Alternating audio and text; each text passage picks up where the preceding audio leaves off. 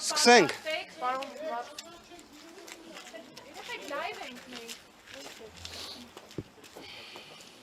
Պարոն Վարդևանյան, փաստորեն հակակոռուպցիոն վերաքննիչ դատարանը բեկանեց Սարգիս Պետրոսյանի որոշումը եւ Սամվել Կարապետյանին կրկին կանոնավորելու որոշում կայացրեց։ Եվ նաեւ պարոն Վարդևանյան նշված է, որ նիստը լինելու է 16:00-ին, ինչպես ստացվեց, որ ավելի շուտ հայտնի դարձավ որոշումը։ Ես ձեր բոլոր հարցերը լսեցի, հարգելի գործընկերներ, սիրով կպատասխանեմ հերթականությամբ, եթե թույլ տաք։ Առաջինը ցանկանում եմ հետևյալը նշել, Սամվել Կարապետյանը, թե որպես ազգային բարերար, թե որպես Հայաստանի Հանրապետության, երևի թե ամբողջ նորագույն պատմության ընթացքում ամենամեծ բարեգործություններ արած անձը, եթե մարդկային լեզվով ձևակերպեմ, Հայաստանի Հանրապետության համար միայն լավն է արել, իսկ թե ինչ կատարվում է իր նկատմամբ վերջին 7 ամսվա ընթացքում, սա ոչ միայն վրեժխնդրություն է, սա ոչ միայն հաշվեհարդար է, սա ոչ միայն քաղաքական հետապնդման ամենանենգ դրսևորումն է, այլ ես չգիտեմ սա ինչ է։ Ինչ եմ ուզում ավելացնել այս ասածից։ Տեսեք, Սամվել Կարապետյանը իսկապես առողջական ոչ մի խնդիր չունեցող ուժեղ հայ տղամարդ, ով կալանավորման ընթացքում այնպիսի պայմաններում է գտնվել, այնպիսի խնդիրներ են ի հայտ եկել, որոնք կներեք արտահայտությանս համար, բայց բացառապես դիտավորությամբ կատարված երևույթներ են իմ պատկերացմամբ։ Առողջական բնույթի հարցերը, որոնք ի հայտ են եկել, խոսքը գնում է թոքաբորբի մասին, խոսքը գնում է նաև ներկայումս կորոնավիրուսային հիվանդության մասին, ես դա ուղիղ պատճառահետևանքային կապի մեջ եմ տեսնում, ՔԿՀ-ում գտնվելու ժամանակահատվածում պաշտոնյաների ձեռնարկած անգործության եւ գործողությունների ինչ-որ իմաստով երևույթում։ Ես հստակ ուզում եմ ասել բժշկական օգնության իսպառ բացակայության մասին։ Ես երբ ծանոթացա, որ ՊՕԱԿ-ի տնօրենը հայտարարում է, որ գանգատներ չեն եղել, դա իսկապես ապշեցնող է։ Դուք այդ ձև եք պատկերացնում Հայաստանի Հանրապետությունում պայմանները, դուք այդպես եք պատկերացնում մարդու նկատմամբ վերաբերմունքը, ես անկեղծորեն եմ ասում, սա իսկապես մարդասիրություն չէ։ Չգիտեմ սա ինչ երևույթ է։ Հիմա անդրադառնամ վերաքննիչ հակակոռուպցիոն դատարանի որոշմանը։ Դատավոր Սուրեն Խաչատրյան։ Ոչ թե իդեպ հենց ուղիղ բեկանել է տնային կալանք, այստեղ մի քիչ իրավական տեխնիկայի հարց կա։ Ինքը բեկանել է վարույթ հարուցելու մասին որոշում։ Վարույթ հարուցելու մասին որոշման բեկանման իր կողմից կայացված դատական ակտը, անկեղծ կասեմ, մենք իրավաբաններով ունենում ենք բավականին մեծ պատկերացումներ, ինչ որտեղ երևի թե ֆանտազիա ենք մեծ ունենում։ Դատավոր Սուրեն Խաչատրյանի ֆանտազիայից մենք չունենք։ Ես չեմ պատկերացնում ինչ է նշանակում այն, ինչը ինքը կայացրել է։ Հիմա նայեք, տեսեք, Սուրեն Խաչատրյանը գտնում է օրինակ, որ Սամվել Կարապետյանի նկատմամբ երբ կիրառվել էր տնային կալանքի հետ միաժամանակ լրացուցիչ սահմանափակում կոչերով հանդես գալու վերաբերյալ, օրինակ Սուրեն Խաչատրյանը հավանաբար երևի իսկապես շատ հետևում է Սամվել Կարապետյանի կոչերին, գտել է, որ դա եղել է ոչ իրավաչափ։ Այո, գտնում է, որ նման սահմանափակում կոչեր կատարելու վերաբերյալ պետք է չլիներ։ Ես ինչ որտեղ իսկապես դրական եմ վերաբերվում, որ Սուրեն Խաչատրյանը դատավոր գտնում էր, որ Սամվել Կարապետյանի կոչերը չէր կարելի սահմանափակել։ Իդեպ ճիշտ է ասում։ Բայց մյուս կողմից կներեք, հարգելի գործընկերներ, բոլոր հարցերին ձեր կպատասխանեմ։ Խնդրեմ, խնդրում եմ Նաիրա ջան, ինձ չընդհատեք։ Այս պարագայում Նաիրա ջան, խնդրում եմ ինձ չընդհատեք։ Ես այս իրավիճակում, եթե իսկապես ձեզ թվում է, որ նման տեխնիկական բնույթի հարցերն են ավելի առաջնայինը, ես ցավում եմ ուղղակի նաև ձեր համար։ Որովհետև եթե Սամվել Կարապետյանի նկատմամբ կայացրած դատական ակտի պայմաններում դուք պատկերացնում եք, որ առաջնայինը պետք է լինի թե դատավոր Սուրեն Խաչատրյանի ֆանտազիան կամ իրավական իրավունքի գերակայությունից կիլոմետրերով հեռու լինելը ինչով է արտահայտվում, արտահայտվում է քաղաքական հետապնդումով, արտահայտվում է մարդասիրության իսպառ բացակայությամբ։ Սուրեն Խաչատրյանը գիտակցում է, որ Սամվել Կարապետյանի մոտ բացառապես իրավասու պաշտոնյաների դրսևորած վարքագծի արդյունքում ես ամենայն պատասխանատվությամբ եմ ասում, ես արդեն ունեմ հստակ վարկած, թե ինչով է պայմանավորված, որ Սամվել Կարապետյանի մոտ ներկայումս առողջական խնդիրներ են ի հայտ եկել։ Ո՞րն է վարկածը։ Վարկածը նրանում է, որ այստեղ եղել է դիտավորություն դրա նկատմամբ։ Այսինքն իսկապես իրավասու պաշտոնյաները գիտակցել են, որ օրինակ իր մոտ արկա է թոքաբորբ, երկկողմանի, ֆիբրոզով, բայց միաժամանակ դիմել են անգործության։ Իսկ թե ինչի համար, այսինքն Հայաստանի Հանրապետության համար բացառապես լավ է արած մարդուն նման առողջական վիճակի հասցնել, բայց վստահ եղեք մի բանում, այս առողջական խնդիրներն էլ են անցողիկ, սրանք բոլորը հաղթահարվելու են, բայց ի վերջո պատասխանատվությունը անխուսափելի է լինելու։ Ես անկեղծորեն, գիտեք, այս իրավական տեսանկյունից ես չեմ ուզում հենց այդ բառը օգտագործել, բայց մի բանը կա, որ եթե այլ մարդ լիներ Սամվել Կարապետյանի փոխարեն,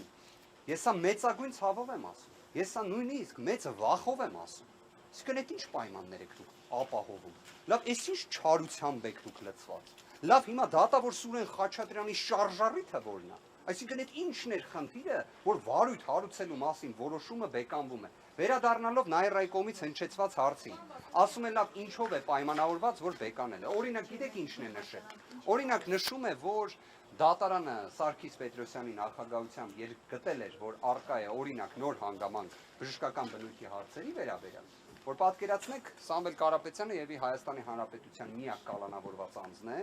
որը 6.5 ամիս, ուղիղ եմ ասում, 6.5 ամիս երբևէ բժշկական հաստատություն չի տեղափոխվել, արյան համալիր օրինակ անալիզ չի անցնել, որտեղ այդ հնարավորությունը չի ունեցել։ Էլ չասեմ, որ իհարկե թոքաբորբ ախտորոշելու համար անձի գանգատը նշանակություն չունի։ Դրա համար ուղղակի պետք է համակարգչային շերտագրությամբ հետազոտություն իրականացնել, նույնն է ԿՏ MRT հետազոտությունը։ Բայց պատկերացրեք ինչ է ասում դատավոր Սուրեն Խաչատրյանը։ Ասում է, որ ելակետ էր Սարգիս Պետրոսյանը, այլ չուներ։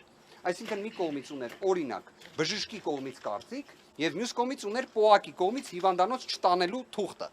Այսինքն էլ ինչ ելակետ պետքա լիներ։ Այսինքն ի վերջո այդ իրավիճակում, երբ օրինակ պետության իրավասու պաշտոնյաները որևէ միջոց չեն ձեռնարկում, հենց այս հակակոռուպցիոն դատարանը, հենց այս հակակոռուպցիոն դատարանի վերաքննիչացիանը, իդեպ հենց նաև Սուրեն Խաչատրյանը, որի վերաբերյալ դատական ակտ ունեմ, եւ Վճռաբեկ դատարանը նման բոլոր դեպքերում, երբ պետության կողմից կա անգործություն, այն էլ անգործությունը ոչ նման է այս դեպքի։ Այսինքն օրինակ մի քանի անգամ տարել են բժշկական հաստատություն, հետո նորից չեն տարել։ Դա գտել է որպես հիմք տնային կալանք կիրառելու կամ ավելի նվազ խափանման միջոց կիրառելու։ Բայց ունենք այն իրավիճակը, որ ունենք։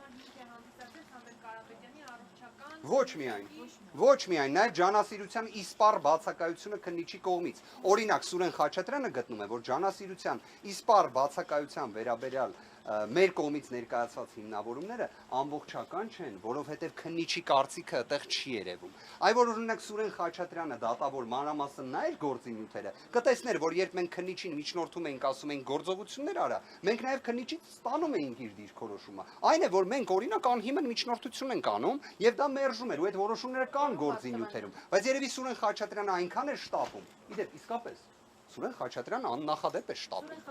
Սուրեն Խաչատրյանը 4 օր ոչ վարույթ հարուցելու մասին որոշումը։ Ինչ է դա նշանակում։ Հարգելի գործընկերներ, ես դրա համար ի սկզբանե ասեցի, որ այստեղ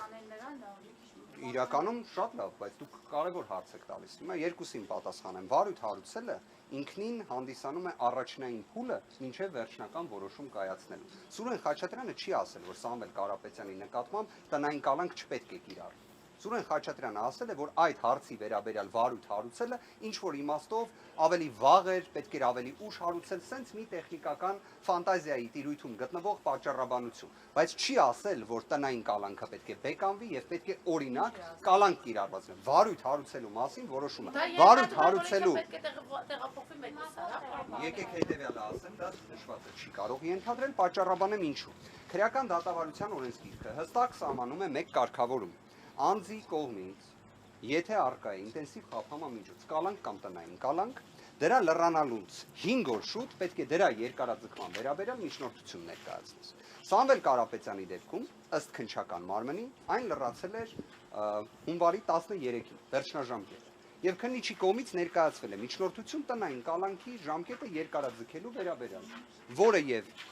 դիտարկվել է դատարանի կողմից, վարույթ է հարուցվել եւ 16:00-ին դատական նիստ է նշանակվել։ Կռահելով հաջորդող հարցադրումները, քրեական դատավարության օրենսգիրքը որևէ կառուցակարգ խափաման միջոցների փոփոխության, երբ արդեն հստակ ժամկետը առկա է, այսինքն այդ 5 օր վաղ ներկայացնելու սահմանափակումը չի նախատեսում։ Հետևաբար, արդյոք դատախազությունը եւ քննչականը ամեն կերպ քաղաքական հետապնդման շրջանակներում երևի թե նույնիսկ երազում են տեսնել Սամվել Կարապետյանին կալանավորված, բայց իրենք ունեն մեծագույն խոչընդոտ։ Դա քրեական դատավարության օրենսգիրքն է։ Կամ Հայաստանի Հանրապետությունում թող գան արձանագրեն, որ քրեական դատավարության օրենսգիրքը դրվում է մի կողմ, կամ պարզապես պետք է ստիպված լինեն կրկին դիտարկել տնային կալանքի երկարաձգման միջնորդությունը, որի վերաբերյալ մենք ունենք առարկություն։ Այսինքն հրապարակումները, պարոն Վարդևանյան, որ ԱԾ Մեկուսարան են տեղափոխելու, չեն համապատասխանում իրականությանը։ Նաիրի բժշկական կենտրոնում է գրված, խնդրում հաստատեք Խնդրեմ հետևյալ կերպ նայենք։ Մենք հայտարարել էինք, չէ, որ առողջական որոշ հանգամանքներ են ի հայտ եկել։ Դա ինչ է իրենից ենթադրում։ Դա նշանակում է, որ պետք է անձը ստանա բժշկական օգնություն։ Բժշկական գաղտնիքից ելնելով եկեք ես այդ մանրամասները չբացահայտեմ, բայց այն, որ Սամվել Կարապետյանը բժշկական օգնության իրավունքի տիրույթում է, դա փաստ է, դրան ավելացնելու բան չունի։ Մի պարզ հարցերի խնդրում եմ պատասխանել, որպեսզի մեր հեռուստադիտողները հասկանան։ Վերաքննիչի որոշումը ինչի մասին է, ինչ է նշանակում։ Ռուբեն Հակոբյանը մեզ ասել է, որ դա նշանակում է տնային կալանքը վերացվում է եւ ուզում է չմտնում կալանքի որոշում ասել կամ կալանավորման հարց։ Վարույթ հարուցելու մասին որոշումը բեկանվել է վերաքննիչ քրեական դատարանի կողմից հակակոռուպցիոն ուղղվածությամբ։ Արդյոք դրա հետևանքը ի վերջո դա է։ Այո, բայց արդյոք դատարանը հենց ուղիղ գնահատականը տվել է տնային կալանք թե կալանք, ասում եմ, որ ոչ։ Կարող էր արդյոք այդպես անել, կարող էր, այդպես չի արել։ Հիմա մնացած հարցերը ուղղեք Սուրեն Խաչատրյանին օրինակ։ Ամեն դեպքում պարոն Կարապետյանը տեղափոխվել է Մեկուսարան եւ բժշկական հարցեր։ Ըստ այս որոշման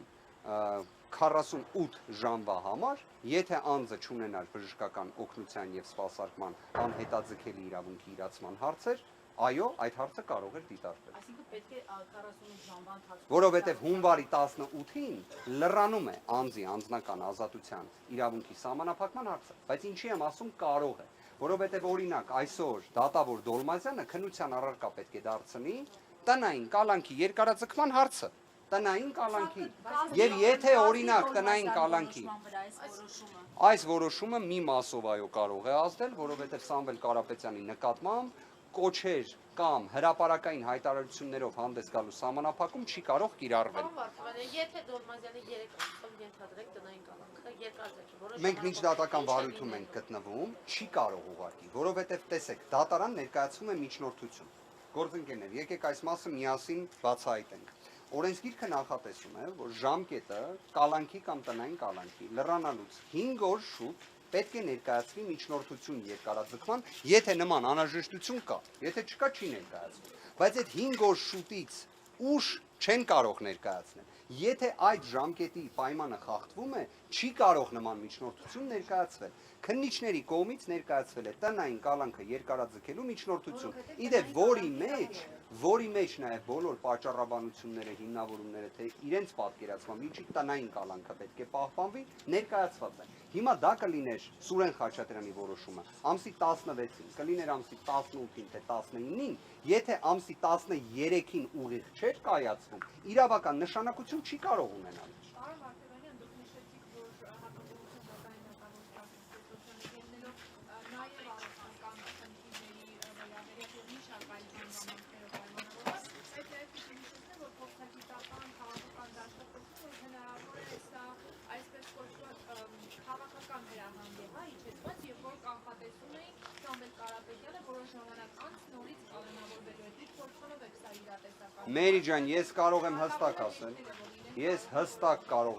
որ առնվազն այս ամբողջ ընթացքը այն ժամանակահատվածում այս կարճ, որ նույնիսկ Սամվել Կարապետյանին թույլ չտվեցին այցելել իր հոր գերեզմանին, ցույց է տալիս, որ այստեղ չի կարող լինել որևէ պայմանավորվածություն։ Ավելին, Սամվել Կարապետյանի վարքագծից, ընդհանուր իր կենսագրական տվյալներից դուք կարող եք պատկերացումը արդեն կազմել, թե մենք ինչ տեսակ մարդու մասին ենք խոսում։ Չի կարող նման բան լինել։ Եվ ավելին, մենք խոսում ենք մի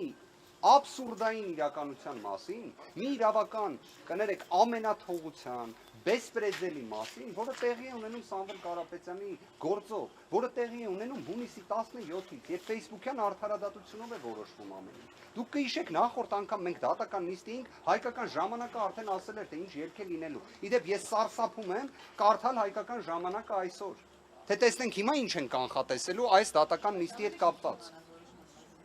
Իրենք կարողանում են ավելի շուտ իմանալ, համաձայն եմ։ Վարույթ հարուցելու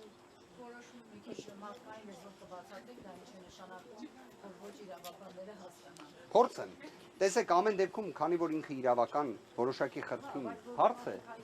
այստեղ է խնդիրը։ Տեսեք, վարույթ հարուցվում է որոշակի հանգամանքներով եւ որից հետո որոշվում է, օրինակ, պահպանել կալանքը, թե կիրառել այլ խափանման միջոց։ Բայց սկզբնական փուլը դա դեռ վարույթ հարուցելն է։ Պատկերացրեք, եթե վարույթ հարուցել միջնորդության վերաբերյալ։ Դատարանը գտել է, որ ոչ թե պետք է հատուկ ընդգծի, որ օրինակ տնային կալանքը պետք է բեկանվի եւ կալանքը պետք է լիներ որպես այդպիսին խափանման միջոցը, այլ ընտրել է այլ մոտեցում։ Ենթադրում եմ ընտրել է այլ մոտեցում, քանի որ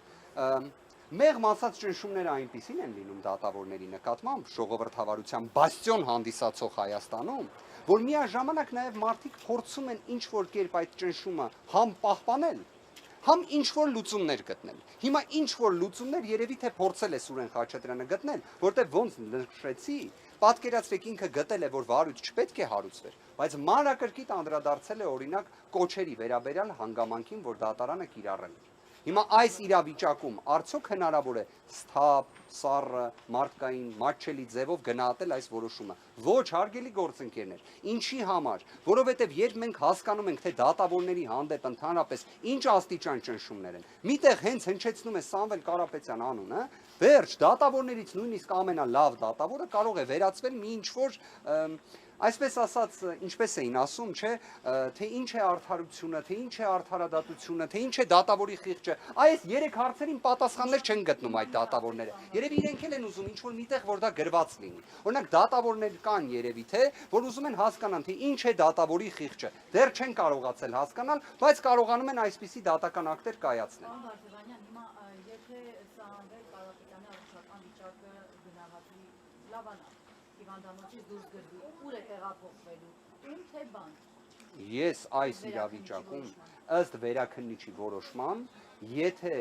դիտարկենք իրավիճակը, որ բժշկական օգնության եւ սպասարկման հարցը չլիներ, միևնույնն է չենք կարող պատասխանը տալ, որովհետեւ արդեն կա դատական նիստ նշանակված տնային կալանքի երկարաձգման հարցով։ Ինչի համար եմ սա ընդգծում։ Պատկերացրեք, եթե օրինակ դատավոր Դոլմազյանը կիրառում է վարչական հսկողությունը որպես խափանման միջոց եւ իր դատական ակտում արձանագրում է, որ որոշումը մտնում է օրինական ուժի մեջ հենց դատական նիստերի դալիճից։ Ինչ է լինում այդ ժամանակ անձը, անկախ նրանից թե երբ է լրանում ժամկետը խափանման միջոցի, դուրս է գալիս դատական նիստերի դալիճից։ Իրավական կազուս է էլի առաջացել, հա, պարոն Վարդևանյան։ Որոշակի առումով, այո, բայց խնդիրը ուրիշ բանում է։ Հակասություն ես չեմ տեսնում ինչու, որովհետև հունվարի 13-ից գիծ ենք քաշում, գործընկերներ։ Հունվարի 13-ից անդին այլևս հնարավորություն տնային կալանքի խափանման միջոցից զատ ավելի խիստ խափանման միջոցի իրավական կառուցակարգ չկա։ Գտեք ցանկացած իրավաբանի, ասեք կա տենց մեխանիզմ թե չէ։ Քրեական դատավարության օրենսգիրքը ուղիղ սևը սպիտակով այդ կարգավորումը նախատեսել է 5 օր շուտ։ Այլ հարց երևի թե Սուրեն Խաչատրյանից կարող է լինի հիմա դժգոհություն։ Օրինակ, ասեն ինչի ամսի 13-ին չէի տվես դատական ակտը։ Օրինակ ինչի չի արել Սուրեն Խաչատրյանը։ Այ հիմա կարող է նորից հարց առաջանա Սուրեն Խաչատրյանի խիղճը, արդարադատությունը, արդարությունը ի՞նչ է, ո՞նց է։ Բայց մի բան կարող եմ ասել, իսկապես ես մարդկայնորեն նույնիսկ ինչ որտեղ սարսափում եմ մեր դատական համակարգից։ Սարսափում եմ, որպես իրավաբան իսկապես ինքը վախենալու երևույթ է, որ ստացվում է դատավորը կարող է իսկապես նման դատական ակտ կայացնել։ Այսինքն նման կերպ փորձի իրավիճակը մեկնաբանել։ Բայց ես հասկանում եմ նաև այն աստիճան հակասականության մեջ են իրենք էլ չեն հասկանում երևի թե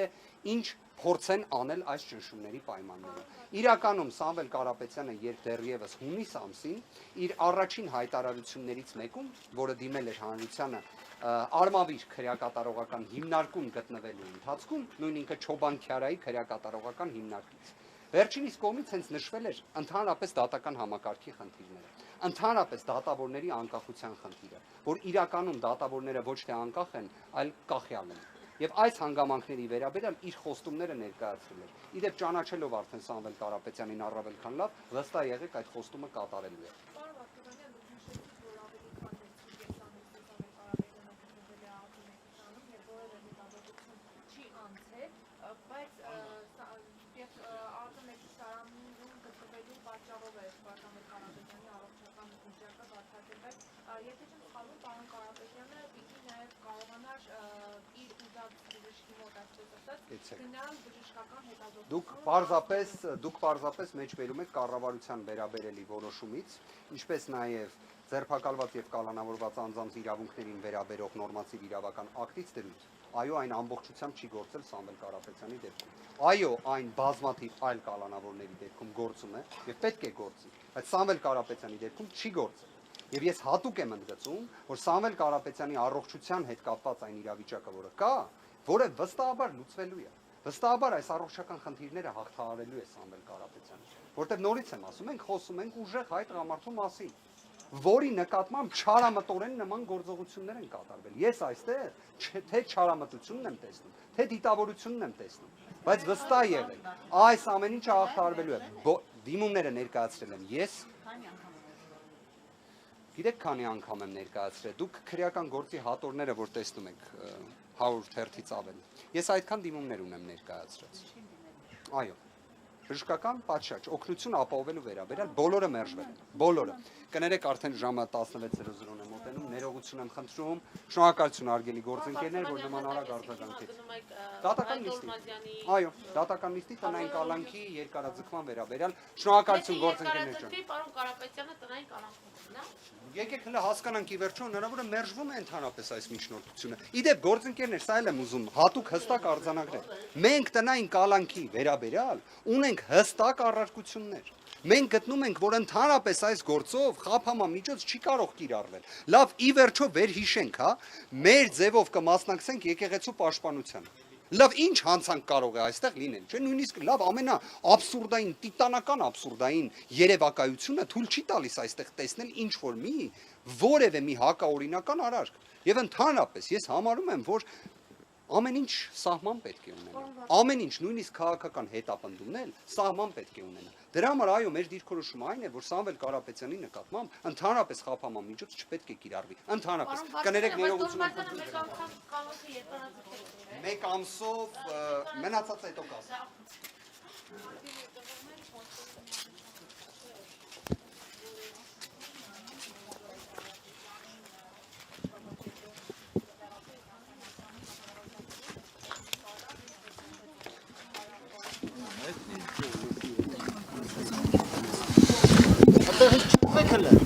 Մենք ավտով ենք, մեր հետ կարակ գաք։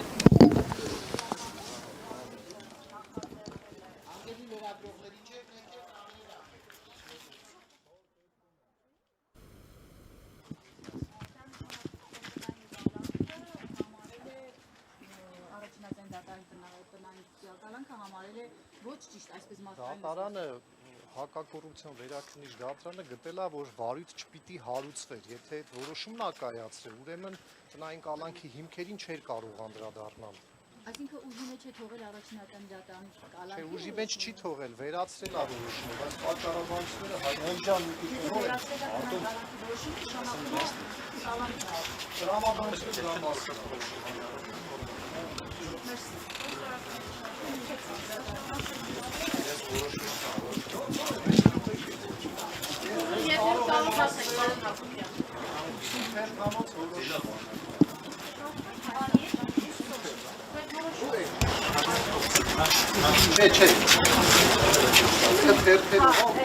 Չէ։